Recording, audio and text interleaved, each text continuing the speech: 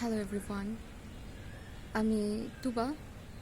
তো আজকে আমি কিছু কথা শেয়ার করতে চাই, তার জন্য আমার ভিডিওটা করা। আমি ইউজুয়ালি কখনো এরকমভাবে ভিডিও মনে হয় আমার হোল লাইফে কখনো করিনি।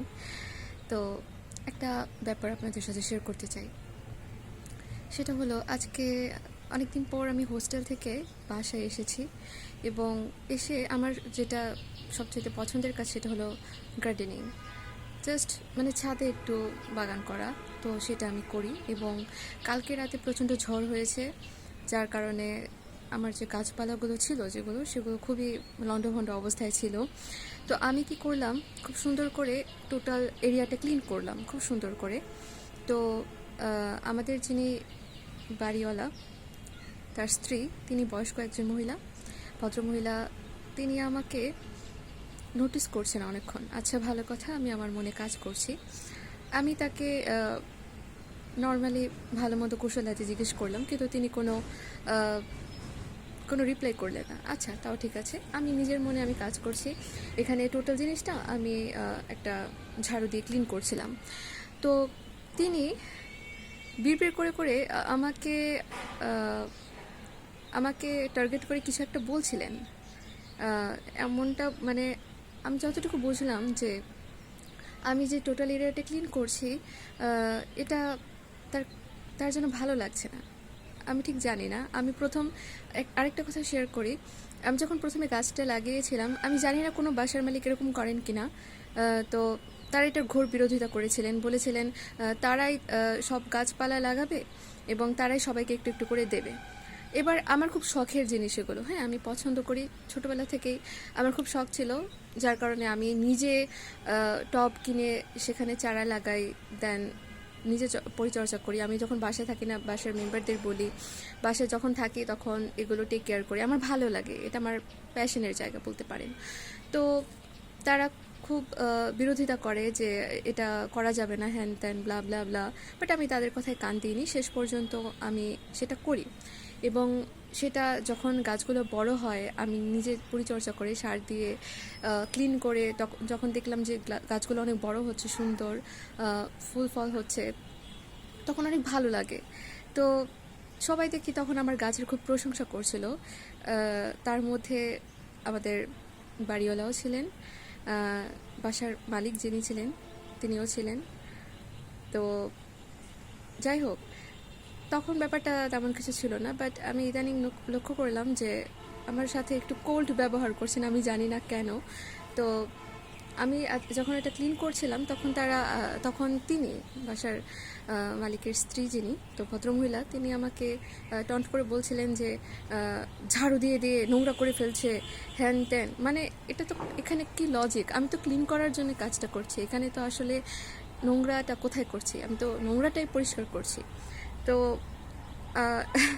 বিষয়টা কিছুটা বিরক্তিকর, বাট একই সাথে একটা থট কাজ করছে আমার, সেটা হলো যে আছে না, ছোট বাচ্চারা যখন আমরা খেলাধুলা করি একসাথে, বা ছোট বাচ্চাদের মধ্যে একটা জেলাসি কাজ করে, একটা হিংসুটে মনোভাব কাজ করে যে ও একটু বেশি ভালো করছে বা একটু বেশি সুন্দর লাগছে জিনিসটা, তখন একটু ছোট বাচ্চার যে একটু হিংসে করে একটু যে জেলাসি ভাইবে কিছু কথা বলে, আমার তার কথাগুলো ওরকম লাগছিল। তো মোরাল অফ দ্য স্টোরি এটা যে আমরা বয়স্করাও মাঝে মধ্যে বাচ্চাদের মতো হয়ে যাই, অবুঝ বাচ্চাদের মতো আচরণ করি। বিষয়টা ভীষণ ফানি একটা বিষয়। তো তার এটাই যে সবসময় আমরা ছোটরাই ভুল করি না, বা ছোটরাই সবসময় ইম্যাচিওরিটির মতো আচরণ করি না, বড়রাও অনেক সময় ইম্যাচিওরদের মতো আচরণ করে। যাই হোক, তিনি হয়তো, আমি যতটুকু বুঝেছি, আই ডোন্ট নো, বাট আমি যতটুকু বুঝলাম যে আমি জিনিসটা ক্লিন করছি, দেখতে ভালো লাগছে, সেটা তার খুব একটা পছন্দ হচ্ছে না, যার কারণে তিনি এরকম করছেন। যাই হোক, যেটাই হোক না কেন, তো সবথেকে বড় কথা, আমি একটু সেন্সিটিভ টাইপের মানুষ। ছোটোখাটো কথায় আমার একটু কষ্ট লেগে যায় মনে। কিন্তু একটা কথা আমি চিন্তা করে দেখলাম যে মানুষের কথাকে আমি নিয়ন্ত্রণ করতে পারবো? তিনি যে আমাকে টন্ট করে কথাগুলো বলছিলেন, এখানে তো কোনো লজিক নেই, আমি তো কোনো ভুল কিছু করছিলাম না। তো তার কথাগুলোকে তো তার কথাগুলো তো আমার নিয়ন্ত্রণে নেই। তিনি আমার সম্পর্কে পজিটিভ রিভিউ দেবেন কি নেগেটিভ রিভিউ দেবেন সেটা তো আমার নিয়ন্ত্রণে নেই। কিন্তু আমি তার চিন্তাভাবনাগুলোকে কিভাবে প্রসেস করছি নিজের মধ্যে সেটা মেবি আমার নিয়ন্ত্রণে আছে।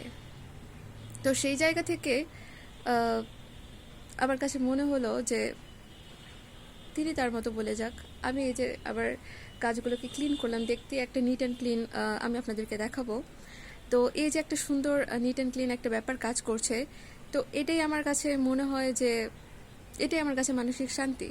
লোকে কি বললো এটা ভেবে যদি আসলে আমরা কিছু শুরু করতে যাই, সেটা হয়তো বা ঘরের এই ছোট কাজ দিয়ে একটা উদাহরণ এক্সাম্পল হিসেবে নিলাম, বাট বড় পর্যায়েও লোকের কথা শুনলে আসলে কোনো কাজই করতে ইচ্ছা করবে না। এখন তিনি আমাকে টন্ট করলেন, আমি যদি এটা করে আমি গাছপালা সব ফেলে দেই বা রাগ করে পরিচর্যা না করি, তাহলে আলটিমেটলি ক্ষতিটা কার হচ্ছে বা মেন্টাল পিসটা কার নষ্ট হচ্ছে? আমার। তিনি তার মেবি তার পার্সোনাল কোনো বিষয় বা তার হয়তো তিনি মেন্টালভাবে একটু এক্সহস্টেড, যার কারণে হয়তো তিনি এটা তার রাগটা আমার উপর ছেড়ে দিলেন কোনো কারণে।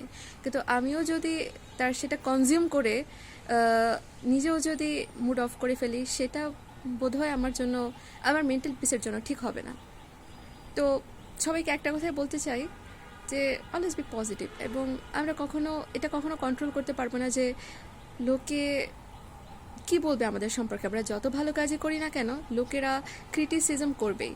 তো একটা কথাই যে নিজের আপন মনে কাজ করে যাও, বি ইয়োরসেলফ। এখানে কে কি বললো তার থেকেও বড় কথা তোমার ইথিক্যাল, তোমার মোরাল ভ্যালুটা তোমাকে কি বলে। যদি সেটা রাইট বলে তোমাকে, ইউ আর রাইট, অ্যান্ড যদি এটা রং বলে, then you need to work for it, you need to work on it. Okay, so এই জিনিসটা আসলে শেয়ার করার ছিল। তো ধন্যবাদ আমার ভিডিওটা দেখার জন্য।